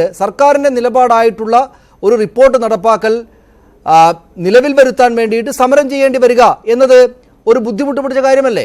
അതിന് ഈ MD അടക്കമുള്ള മാനേജ്മെന്റ് സംവിധാനങ്ങൾ ഉടക്കുവെക്കുകയാണ് എന്നത് പരിഹരിക്കപ്പെടേണ്ട പ്രശ്നമല്ലേ? അല്ല, ആ MD യാത്രക്കാരല്ലല്ലോ അവിടെ വെച്ചിരിക്കുന്നത്. ഇവിടെ ഇന്ന് ഭരിക്കുന്ന യൂണിയൻ അല്ലെങ്കിൽ ഭരിക്കുന്ന ഇടതുപക്ഷ സംഘടനാ നേതൃത്വത്തിനാണ് KSRTCയിലെ ഭൂരിപക്ഷം യൂണിയൻ പിന്തുണയും.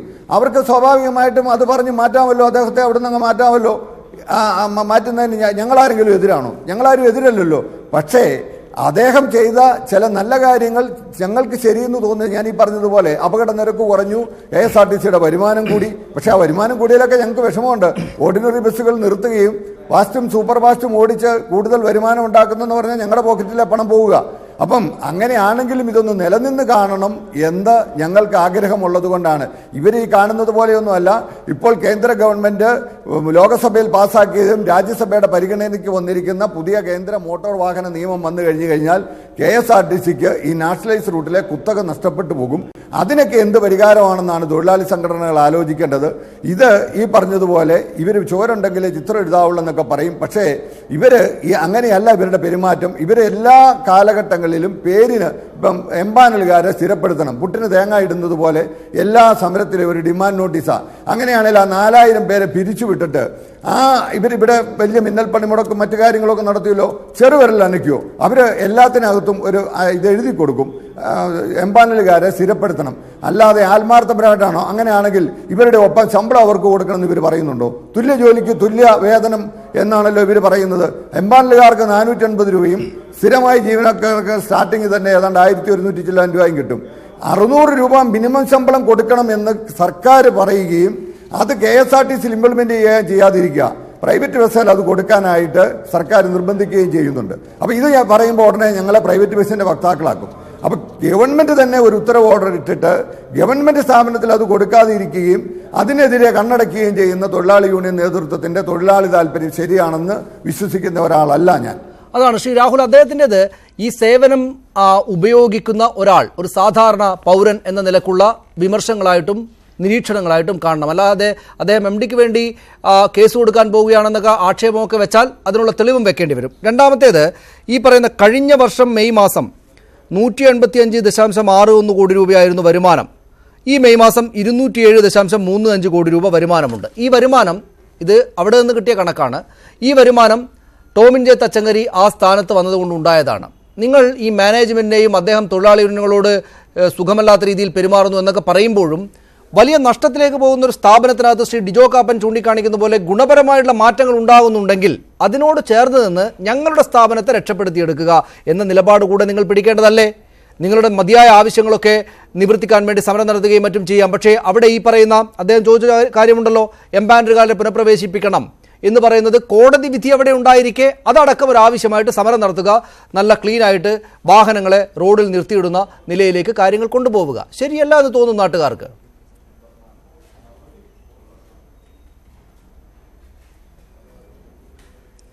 അല്ലല്ല, ഇവിടെ ഈ ചർച്ചയുടെ തുടക്കം മുതൽ ഞങ്ങളെ ഇറക്കി വിട്ടു, വാഹനം വഴിയിൽ നിർത്തിയിട്ടു എന്നൊക്കെ പറയുന്ന സംഭവം ഒരുപക്ഷെ എൻ്റെ അറിവിൽ ഒരു 10 വർഷത്തിനോ അല്ലെങ്കിൽ 15 വർഷത്തിനോ ഇടയിൽ ഒരു ദിവസം സംഭവിച്ചതാണ്.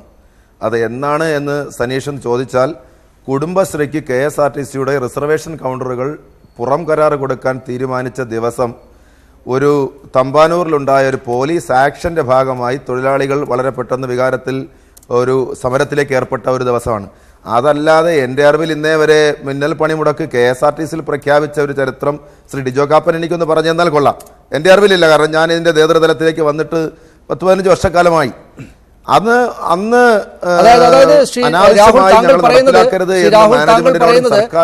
ഇൻസ്പെക്ടർമാർ വാഹനത്തിനകത്ത് കയറി ഈ യാത്രക്കാരെ പുറത്തേക്ക് ഇറക്കി വിടുന്ന വിധത്തിലുള്ള മിന്നൽ സമരം നടത്താനുള്ള ന്യായമായ കാര്യം ഉണ്ടായിരുന്നു എന്നാണ് താങ്കൾ പറയുന്നത്. അങ്ങനെയല്ലേ? ചുമ്മാ പച്ചക്കള്ളം. അങ്ങനെയൊന്നും സംഭവിച്ചിട്ടില്ല സനീഷേ, അങ്ങനെ ഒന്നും സംഭവിച്ചിട്ടില്ല.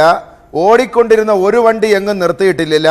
അതൊക്കെ വെറുതെ പൊലിപ്പിച്ചു പെരുപ്പിക്കുന്നതാണ്. ഡിപ്പോകളിൽ കയറിയ വാഹനത്തിൽ നിന്ന് തൊഴിലാളികൾ വിട്ടുനിന്നു എന്നുള്ളത് ശരിയാണ്. തൊഴിലാളികൾ മാറിയിരുന്നു. അത് തമ്പാനൂരിലെ പോലീസിലെ ഒരു ഉദ്യോഗസ്ഥൻ ആ സമരത്തിന് നേരെ, സമാധാനപരമായി നടന്നൊരു സമരത്തിന് നേരെ ആക്രമണം നടത്തി. ഞാൻ ഉൾപ്പെടെയുള്ള ട്രേഡ് യൂണിയൻ നേതാക്കന്മാരെ റോഡിലേക്ക് വലിച്ചെറിഞ്ഞുകൊണ്ട് അവിടെ കുടുംബശ്രീക്കാരെ പ്രവേശിപ്പിക്കാൻ ഒരു ജോലി ചെയ്തു. ആ ജോലി ശ്രീ ടോമിൻ തച്ചങ്കരി ഉത്തരവ് കൊടുത്ത് ഫോർട്ട് AC കൊടുത്ത ഉത്തരവിന്റെ അടിസ്ഥാനത്തിലാണ് ആ പോലീസ് ആക്ഷൻ ഉണ്ടായത്. അത് കണ്ടുകൊണ്ട് നിന്ന തൊഴിലാളി അവിടെ വൈകാരികമായി ഇടപെട്ടു എന്നതിനപ്പുറം ഒരു പണിമുടക്ക് കോൾ ചെയ്തിട്ടില്ല, ഒരു ഇൻസ്പെക്ടർമാരും കയറി യാത്രക്കാരെ ഇറക്കിയിട്ടില്ല, ഒന്നും സംഭവിച്ചിട്ടില്ല. അതെല്ലാം എന്താണ് എന്ന നിലയിൽ ആയിക്കോട്ടെ.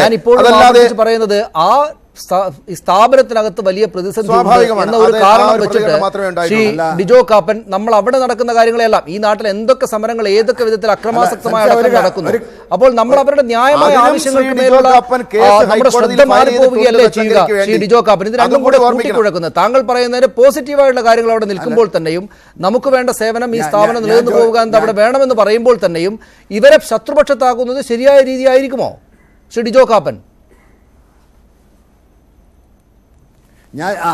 അവിടെ തന്നെയാണ് ഞങ്ങളുടെ പോയിന്റ്.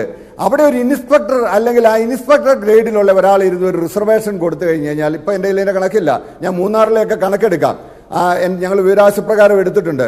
ഒരു പ്രതിമാസം 25,000 മുകളിൽ അല്ലെങ്കിൽ 30,000 മുകളിൽ ശമ്പളം കിട്ടുന്ന ഒരാളിരുന്ന് അവിടെ ഒരു ഇതുകൂടെ റിസർവേഷനിൽ ഇരിക്കുന്നത്.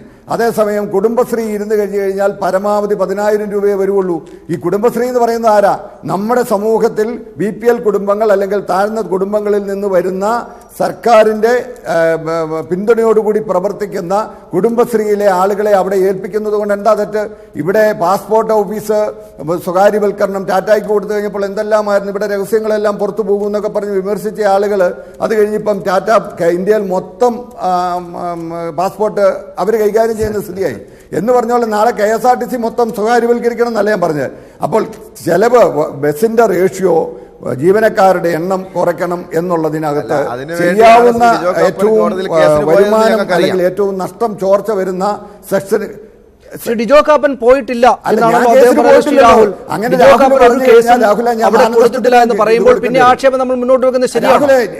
ഞാൻ ഹൈക്കോടതി കേസ് കൊടുത്തിട്ട് രാഹുൽ വിവരം അറിഞ്ഞുകൊണ്ട് സംസാരിക്കട്ടെ. സെന്റർ ഫോർ കൺസ്യൂമർ എഡ്യൂക്കേഷൻ എന്ന സംഘടനയുമായി ഡിജോ കാപ്പന് ബന്ധമുണ്ടോ ഇല്ലയോ എന്ന് പറയട്ടെ. ഞാനത് നേരത്തെ കേട്ടതാണ്, ഇങ്ങനെ ഒരു ആക്ഷേപം ഉന്നയിക്കുന്നുണ്ട് എന്ന സ്ഥാപനവുമായി, ആ സൊസൈറ്റിയുമായി ശ്രീ ജെയിംസ് വടക്കനും ഡിജോ കാപ്പനും ബന്ധമില്ലേ എന്ന് അദ്ദേഹം പറയട്ടെ. കേരള ഹൈക്കോടതിയിൽ ഡിജോ കാപ്പൻ കേരള ഹൈക്കോടതിയിൽ കൊടുത്തിട്ടില്ല ഒരു കേസും, പക്ഷേ താങ്കൾ കൂടെ ആ സംഘടനക്കകത്തുണ്ടെന്നാണ് അദ്ദേഹം പറയുന്നത്. കേസ് കൊടുത്തിട്ടില്ല. അല്ല, ഞാൻ പല സംഘടന കേരളത്തിലുണ്ട്, ഞാൻ പല സംഘടന പ്രവർത്തിക്കുന്ന ആളാ. അതിന് എനിക്കിപ്പോൾ AITUCന്റെ സപ്പോർട്ട് വേണോ? ഞാൻ ഏത് സംഘടന പ്രവർത്തിക്കും? ഇന്ത്യയിലെ അംഗീകാരമുള്ള അല്ലെങ്കിൽ ഇന്ത്യയിലെ ഗവൺമെന്റ്, ഇന്ത്യ ഗവൺമെന്റ്, സംസ്ഥാന സർക്കാർ ഈ കാര്യം പറയുമ്പോൾ രാഹുൽ പറയുന്നെങ്കിലും ഒരു അല്പം ജ്ഞാനം ഇതിനകത്ത് ഒന്നുകിൽ ടോമിൻ തച്ചങ്കരിയോടെങ്കിലും ചോദിച്ചിട്ട് ചർച്ചയിൽ പങ്കെടുക്കണം. കാരണം KSRTCയിൽ റിസർവേഷൻ കൗണ്ടറിൽ പണിയെടുക്കുന്നത് ഇൻസ്പെക്ടർമാരല്ല എന്ന സാമാന്യമായ ഒരു വിവരമെങ്കിലും അങ്ങേക്ക് ഉണ്ടാവണ്ടേ? അങ്ങക്ക് സാമാന്യമായ ഒരു വിവരം ഉണ്ടാവണ്ടേ? ഇത് എലി നെല്ല് കുറച്ച കാലത്ത് KSRTCയിൽ കണ്ടക്ടർമാരാണ് ആ സ്ഥാനത്തിരുന്നത്. കഴിഞ്ഞ ഒരു വർഷക്കാലത്തിന് മുമ്പ് KSRTCയുടെ എല്ലാ റിസർവേഷൻ കൗണ്ടറുകളും LD ക്ലാർക്കുമാര്, ജൂനിയർ അസിസ്റ്റന്റുമാരെ മാറ്റിയത് അങ്ങ് അറിഞ്ഞില്ലേ? അത് അങ്ങ് അറിയാതെ എന്തുകൊണ്ടാണ് വർത്തമാനം പറയുന്നത്? അവിടെയാണ് പോയത്. ഞങ്ങള് ഇപ്പോഴത്തെ MDയെ സപ്പോർട്ട് ചെയ്യുന്നതിന്റെ കാര്യം എവിടെയാ? അതർ ഡ്യൂട്ടി എന്ന് പറഞ്ഞ് നിങ്ങൾ ഇരുന്ന ആ തസ്തികകളിലോട്ട് ശമ്പളം കുറഞ്ഞ ആളുകളെ കൊണ്ടുവന്നു. അതിലും വരുമാനം കൂടാ. അതർ ഡ്യൂട്ടിയൊക്കെ നിങ്ങൾ കുറെ കാലമായി അങ്ങനെ നിങ്ങൾക്ക് കിട്ടിയ ഇല്ലാതായിട്ട് കൊല്ലങ്ങളോളമായി ഒരു തൊഴിലാളി യൂണിയനും അതർ ഡ്യൂട്ടിക്ക് വേണ്ടി ഒരു മാനേജ്മെന്റ് മുന്നിൽ സമരത്തിന് പോയിട്ടില്ല, ഒരു വർത്തമാനവും പറയാൻ പോയിട്ടില്ല. അത്തരം എടുത്ത സമീപനങ്ങളെയും നിലപാടുകളെയും എല്ലാം എതിർക്കുമ്പോഴും അർഹതപ്പെട്ടവൻ അതർ ഡ്യൂട്ടി കൊടുക്കണം എന്ന കാര്യത്തിൽ ഞങ്ങൾക്ക് നിലപാടിൽ കണക്കിന് താങ്കൾ മറുപടി നൽകിയില്ല. അതായത് ഇതൊക്കെ പറയുമ്പോൾ തന്നെയും ശ്രീ ഡിജോ കാപ്പൻ ചൂണ്ടിക്കാണിക്കുന്ന കാര്യങ്ങളോട് ചേർന്ന് നിൽക്കാൻ ഒരു കാഴ്ചക്കാരന് തോന്നുന്ന, കേൾവിക്കാരന് തോന്നുന്നതിൻ്റെ ഏറ്റവും പ്രധാനപ്പെട്ട പ്രശ്നങ്ങളിൽ ഒന്ന് ഈ പറഞ്ഞ കണക്കാണ്. കഴിഞ്ഞ വർഷം മെയ്യിൽ ഉണ്ടായിരുന്നതിനേക്കാൾ കൂടുതൽ വരുമാനം ഉണ്ടാക്കിയിരിക്കുന്നു. ഇന്ധനത്തിൻ്റെ വില കൂടിയ കാലത്താണ്. പ്രതിസന്ധിയുണ്ട് എന്നൊക്കെ ആവർത്തിച്ച് എല്ലാവർക്കും അറിയാവുന്ന ഈ KSRTC-കകത്ത് കുറച്ചുകൂടെ നേട്ടമുണ്ടാക്കാൻ, കുറച്ചുകൂടെ ഒരുതരം സംഘടിതമായിട്ടുള്ള മുന്നോട്ട് പോക്ക് ഊർജ്ജത്തോടെ ഉണ്ടാക്കാനൊക്കെ സാധിച്ചു അദ്ദേഹത്തോട്. പക്ഷെ അദ്ദേഹത്തോട് നിങ്ങൾക്ക് വലിയ ശത്രുതയുമാണ്. അതായിരിക്കില്ലേ ഈ പ്രശ്നത്തിന് മൂല കാരണമായിരിക്കുന്ന ഈ തൊഴിലാളി യൂണിയനുകളും മാനേജ്മെന്റും തമ്മിൽ വലിയ ശത്രുത? അതെന്തിനാണ്?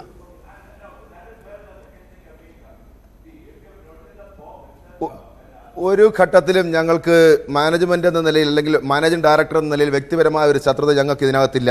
കണക്കുകൾ ഒരിക്കലും കള്ളം പറയില്ല സനീഷ്. ഞാൻ ആ കണക്കുകളെ സംബന്ധിച്ച് മാത്രം പറയാം. ഒന്ന്, ശ്രീ ഡിജോ കാപ്പൻ പറഞ്ഞ കണക്ക്, KSRTC-യിലെ ജീവനക്കാരൻ്റെ എണ്ണം 8.5. ബഹുമാനായ ശ്രീ ഡിജോ കാപ്പൻ്റെ കയ്യിൽ ഒരു പേപ്പറും പേനയും ഉണ്ടെന്നുണ്ടെങ്കിൽ അങ്ങൊന്ന് എഴുതിക്കൊള്ളണം. ഇനിയെങ്കിലും ഇതുപോലെ അബദ്ധം വിളമ്പരുത്. KSRTC-യിലെ ആകെ തൊഴിലാളിയുടെ നിലവിലുള്ള എണ്ണം 35,000. 4,000 എംപാനൽ കണ്ടക്ടർമാരെ പിരിച്ചുവിട്ടപ്പോൾ 39,000-ൽ നിന്ന് 35,000 സ്ഥിരവും താൽക്കാലികവുമായ തൊഴിലാളി. KSRTC-യിലെ ആകെ ബസ്സുകളുടെ എണ്ണം 6,200. സ്വന്തമായിട്ടുള്ള വണ്ടി. ബസ് സ്റ്റാഫ് റേഷ്യോയാണല്ലോ നിങ്ങളെല്ലാം പറയുന്നത്. 35,000 തൊഴിലാളിയെ 6,200 ബസ് കൊണ്ട് ഹരിക്കുമ്പോ എങ്ങനെ 6,200 വണ്ടി റെക്കോർഡിൽ പോരാ. ഓടുന്ന എത്ര ഉണ്ടെന്നുള്ള പ്രശ്നം. ഓടുന്ന ബസ് വേണം. കുറെ ബസ് മേടിച്ചിട്ടിട്ട് അതിനെ കൊണ്ട് കരിച്ചോണ്ട് കാര്യമില്ലല്ലോ. 6,200 വണ്ടി തന്നെയാണ്, ഒരു തർക്കവും വേണ്ട. നിങ്ങൾ കുറെ ഷെഡ്യൂളും അല്ലല്ല, ലോകത്തിൽ ഒരു സ്റ്റേറ്റ് ട്രാൻസ്പോർട്ടിലും സനീഷെ, ലോകത്തിൽ ഒരു സ്റ്റേറ്റ് ട്രാൻസ്പോർട്ടിലും ബസ് ഷെഡ്യൂൾ റേഷ്യോ അല്ല. സുശീൽ ഖന്ന റിപ്പോർട്ട് എടുത്ത് നിങ്ങൾ പഠിച്ചു നോക്കുക, പരിശോധിക്കുക. ഞാൻ ചലഞ്ച് ചെയ്യുന്നു, ഇന്ത്യയിലെ സ്റ്റേറ്റ് ട്രാൻസ്പോർട്ട് ഏതെടുത്ത് പരിശോധിച്ചാലും ബസ് സ്റ്റാഫ് റേഷ്യോ ആണയിട്ട് ഞാൻ പറയുന്നു ഇന്ത്യയിലെ ഏത് സംസ്ഥാനത്തെക്കാൾ കുറവാണ്. 5.64% ബസ് സ്റ്റാഫ് റേഷ്യോ ആണ് ഇന്ന് കേരളത്തിലുള്ളത്. രണ്ട് കണക്ക് ഇവിടെ സൂചിപ്പിച്ചു. വരുമാനത്തിന്റെ ടോമിൻ തച്ചങ്കരിയുടെ കാലത്ത് KSRTC-യുടെ വരുമാനം കുറഞ്ഞു, യാത്രക്കാരുടെ എണ്ണം കുറഞ്ഞു, ഷെഡ്യൂളുകളുടെ എണ്ണം കുറഞ്ഞു. ആ കാര്യത്തിലും തുറന്ന സമ്മതത്തിന് ഞാൻ തയ്യാറാണ്. കഴിഞ്ഞ മാസം ഡിസംബറിലെ വരുമാനം എത്രയാ? 205 കോടി രൂപ ആണെന്ന് ശ്രീ സനീഷ് നേരത്തെ കണക്ക് പറഞ്ഞില്ലെങ്കിൽ ഞാൻ പറയാം. 205 കോടി രൂപയാണ് കഴിഞ്ഞ ഡിസംബർ മാസത്തെ വരുമാനം. 2018 മെയ് മാസത്തിൽ അതിനേക്കാൾ 2 കോടി രൂപയിലധികം 207 കോടി രൂപ വരുമാനം വന്നല്ലോ. 207 കോടി രൂപ കഴിഞ്ഞ മെയ് മാസത്തിലുണ്ട്. ഈ ഡിസംബറിൽ അദ്ദേഹം റെക്കോർഡ് വരുമാനമെന്ന് പത്രസമ്മേളനം വിളിച്ച് പറയാണ്. തൊഴിലാളിക്ക് ഇതറിയാം, പക്ഷേ നാട്ടുകാർക്ക് ഇതറിയില്ല. വരുമാനം എത്രയെന്ന് അവർ പത്രക്കാരും നാട്ടുകാരും പരിശോധിച്ചുകൊണ്ടിരിക്കണില്ല. ഇനി പെർ ഡേ കളക്ഷൻ എടുത്ത് പരിശോധിക്കാം ഓരോ ദിവസത്തെയും. ഇപ്പോ ശബരിമല സർവീസിന്റെ ഭാഗമായി നമ്മുടെ നിലയ്ക്കൽ പമ്പ ഡൂട്ട് അത് ഹൈക്കോടതിയുടെ ഉത്തരവിന്റെ അടിസ്ഥാനത്തിൽ മൊണോപ്പൊളിയായി KSRTC-ക്ക് കിട്ടി. സാധാരണ യാത്രക്കാരിൽ നിന്ന് വാങ്ങുന്നതിനേക്കാൾ ഇപ്പോ ശ്രീ ഡിജോ കാപ്പൻ പറഞ്ഞല്ലോ, അതിന് അദ്ദേഹത്തിന് ന്യായീകരണം ഉണ്ടാകും. സാധാരണ യാത്രക്കാരിൽ നിന്നും രാജ്യത്ത് ഏറ്റവും കൂടുതൽ യാത്രാ നിരക്ക് വാങ്ങുന്ന KSRTC എന്ന് പറയുന്ന അതേ സ്ഥാപനത്തിൽ നിലവിലുള്ള ഫെയറിനേക്കാൾ 30% അധിക ചാർജ് കൂടി കേരളത്തിലെ തീർത്ഥാടകരിൽ നിന്ന് ഈടാക്കിക്കൊണ്ടുള്ള വരുമാനമാണ്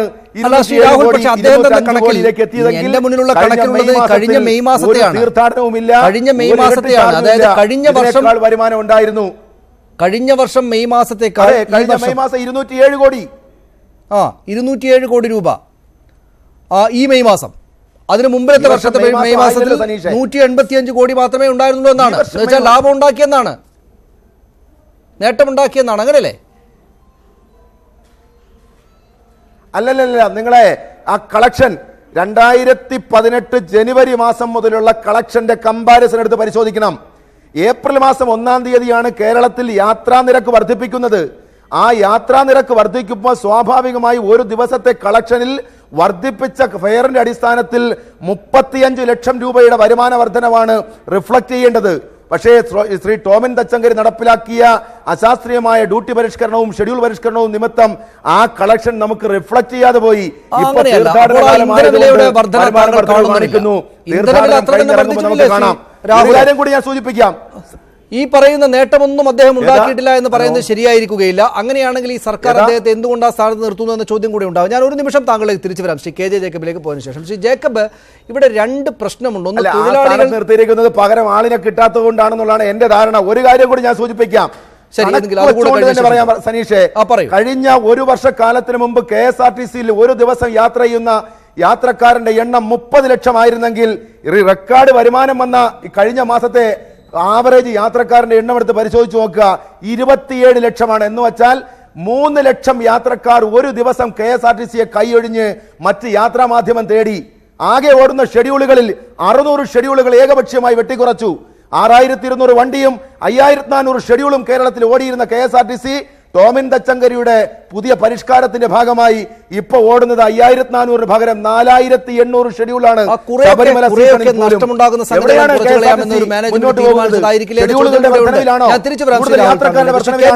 വരുമാന വർധനവിലാണോ? തിരിച്ചു വരാം ശ്രീ രാഹുൽ താങ്കളിലേക്ക്. ഈ ടോമിൻ തച്ചങ്കരി വലിയ ഒരു ഷോമാൻ ലെവലിൽ നിന്ന് ഈ കാര്യങ്ങളെയൊക്കെ കൈകാര്യം ചെയ്യുന്നതായിട്ട് തുടക്കം മുതൽ കാണുന്നുണ്ട്. അദ്ദേഹത്തിന് തന്നെയും ആ വാക്കുപയോഗിച്ചതിൽ ബുദ്ധിമുട്ടൊന്നും ഉണ്ടാവുകയില്ല.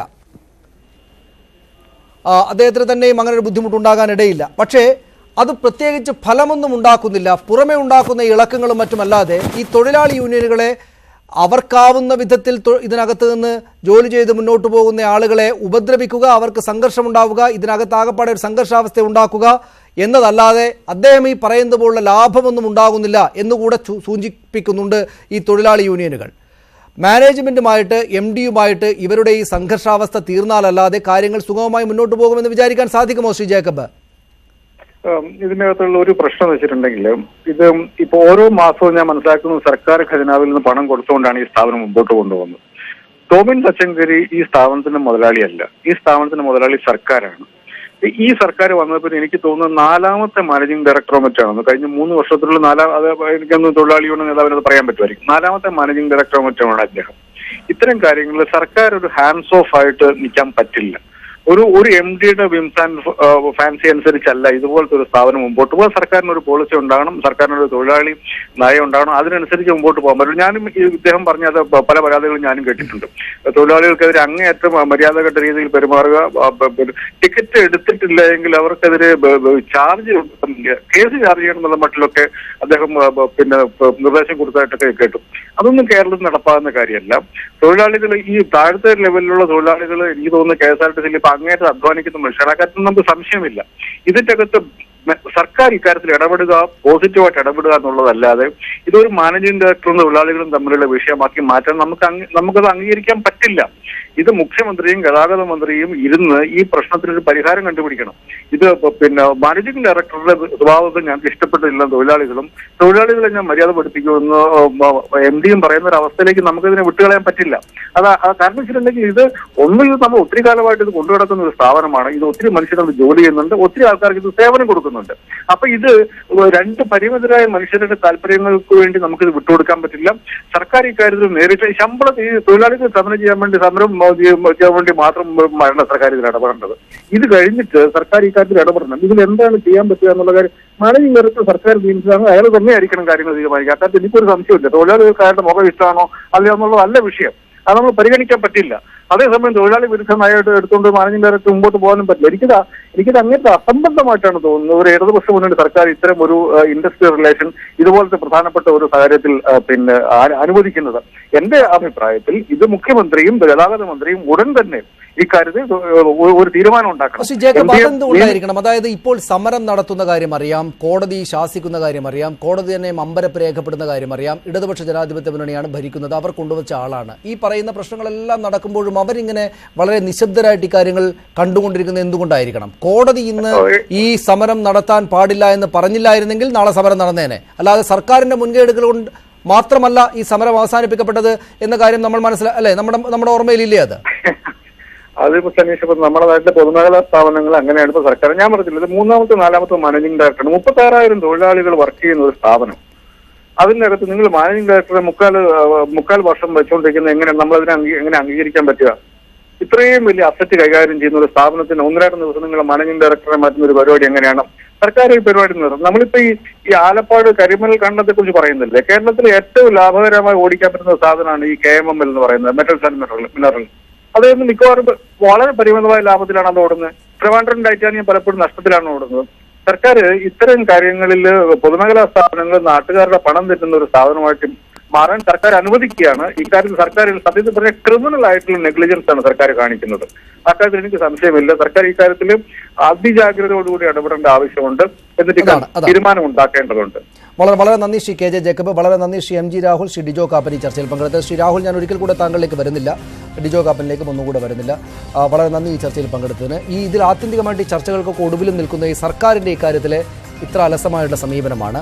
ഈ KSRTC ഇത്ര പ്രതിസന്ധിയിലാണെന്ന് നാട്ടുകാർക്കെല്ലാം അറിയാവുന്ന സാഹചര്യമുണ്ടായിരിക്കും. അവിടെ സമരം നടക്കുന്നു, ആളുകൾ തമ്മിൽ പ്രശ്നമുണ്ടാകുന്നു. ഈ 100,000 ന്യായങ്ങൾ ഇരുഭാഗത്തിനും അക്കാര്യത്തിൽ ഉണ്ടാവുകയും ചെയ്യുന്നു. കോടതിക്കും നമ്മൾ സാധാരണക്കാരെന്ന പോലെ എന്തുകൊണ്ടാണ് ഇങ്ങനെയൊക്കെ ഇവിടെ നടക്കുന്നതെന്ന രോഷപ്രകടനം നടത്തേണ്ടതായി വരികയും ചെയ്യുന്നു. അതുകൊണ്ട് ആ കാര്യത്തിൽ തൊഴിലാളി യൂണിയനുകൾ പറയുന്ന കാര്യം ന്യായീകരിക്കത്തക്കതായിരിക്കാം. പക്ഷേ ആ പ്രശ്നങ്ങൾ എങ്ങനെയാണ് പരിഹരിക്കപ്പെടുക എന്ന പ്രശ്നം മുന്നിൽ തന്നെ നിൽക്കുകയുമാണ്. വളരെ നന്ദി ഈ ചർച്ചയിൽ പങ്കെടുത്തതിന് എല്ലാ അതിഥികൾക്കും. ഈ പ്രതിസന്ധി കാലത്തെ സമരനീക്കം ന്യായമാണോ എന്നതായിരുന്നു ഞങ്ങൾ പ്രേക്ഷകരോട് ചോദിച്ച ചോദ്യം. KSRTC ഇന്ന് സമരം നടത്താൻ പോയ ആളുകളടക്കം, മാനേജ്മെൻറ്റ് അടക്കം, ഇതിലിടപെടാതെ മാറി നിൽക്കുന്ന സർക്കാർ അടക്കം ഇടപെടുന്നുണ്ട്. ചർച്ച നടത്തിയ ഞങ്ങളാണെന്നൊക്കെ പറയുമ്പോഴും സർക്കാർ അടക്കം മനസ്സിലാക്കേണ്ടുന്ന കാര്യം, ഞങ്ങളോട് പ്രതികരിച്ച പ്രേക്ഷകരിൽ 87% പേരും KSRTC ഈ പ്രതിസന്ധി കാലത്തെ സമരനീക്കം ന്യായമല്ല എന്ന കൃത്യമായിട്ട് അഭിപ്രായം രേഖപ്പെടുത്തുകയാണ് ചെയ്യുന്നത്. 87% പേരും. 13% പേർക്ക് മാത്രമേ ഈ ഘട്ടത്തിലും സമരം നടത്താം, അതിൽ അസ്വാഭാവികതയില്ല എന്ന അഭിപ്രായമുള്ളൂ. ഈ കാര്യം സ്വാഭാവികമായിട്ടും മനസ്സിലാക്കേണ്ട ആളുകൾക്ക് മനസ്സിലാകുന്നുണ്ടാകും. ഈ ചർച്ചയിൽ പങ്കെടുത്ത ഒരിക്കൽ കൂടി അതിഥികൾക്ക് നന്ദി. ടൈം ഡിബേറ്റ് പൂർണ്ണമാവുകയാണ്. നമസ്കാരം.